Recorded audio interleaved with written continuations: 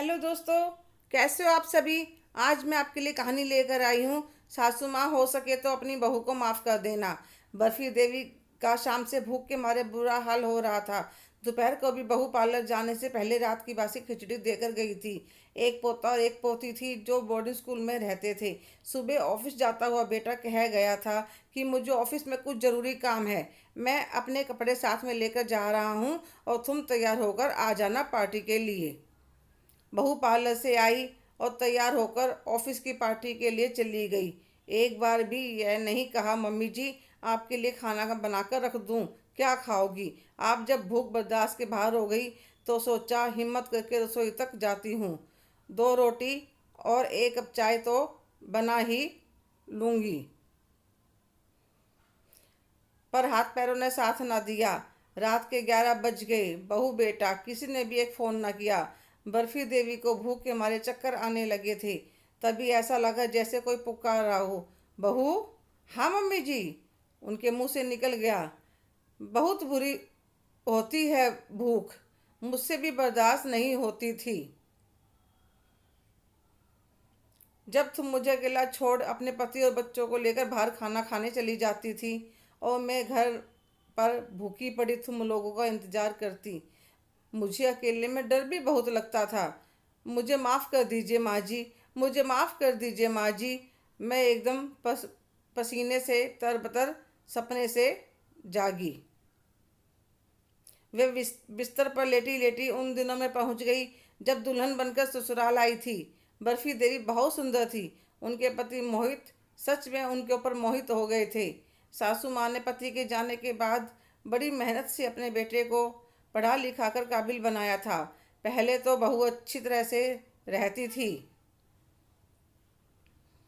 जब बेटा हो गया, शादी को 3 साल हो गए, बर्फी देवी ने पूरे घर पर अपने कब्जे में कर लिया। सारा काम सासू माँ संभालती थी।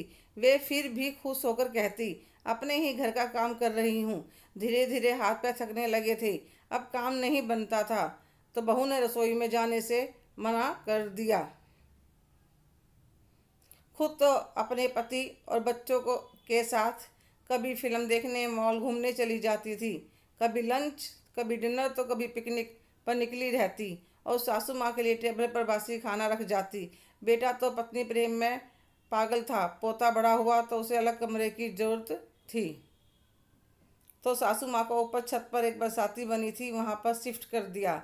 गर्मी तो जैसे तैसे उन्होंने निकाल ली। पर जब ठंड पड़ने लगी तो वह बहू से बोली, ऊपर बहुत ठंड होती है, कोई गर्म कंबल हो तो दे दो। बर्फी देवी कई साल पुराना कंबल लाकर अपनी सासू माँ को दे देती हैं। बूढ़ी हड्डियाँ थी, खाने पीने को मिलता नहीं था, कब तक शरीर साथ देता। एक दिन सुबह देखा तो वह दुनिया को अलविदा कह चुकी थी। अड़ोसी पड़ोसी रिश्तेदार सब इकट्ठे हो चुके थे। बहू ने अपना रो रो कर बुरा हाल कर लिया था। सब कहने लगे बेचारी ने बहुत ध्यान रखा अपनी सास का, पर क्या करे, जीवन मृत्यु पर किसी का बस नहीं है। समाज में अपना रुतबा बनाने के लिए खूब बड़ा बोझ दिया। किसी को क्या पता कि जिसके लिए आडंबर कर रहा है उस बेचारी को तो भर पेट खाना भी नसीब नहीं होता था। सब लोग खा रहे थे और बेटा बहू की तारीफ कर रहे थे। बेटा हो तो ऐसा कितना बड़ा बोझ करा है अपनी माँ के लिए। बेटा बहू तो सुनकर बहुत खुश हो रहे थे। जब से पति ने साथ छोड़ा तब समझ में आया अकेलापन, बुढ़ापा क्या होता है। बुढ़ापे में इंसान को परिवार के साथ की केयर की कितनी ज़रूरत होती है। जवानी में समझ नहीं आता। बार बार अपनी सासू माँ से माफ़ी मांग रही थी। उनका पछतावा इतना बढ़ गया कि वे बर्दाश्त नहीं कर पा रही थी और दुनिया को अलविदा कह सारे दुखों से मुक्ति पा गई। हेलो दोस्तों, कैसे हो आप सभी। आज की कहानी आप सबको कैसी लगी कमेंट करके ज़रूर बताइएगा।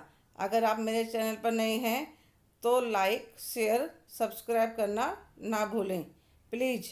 धन्यवाद।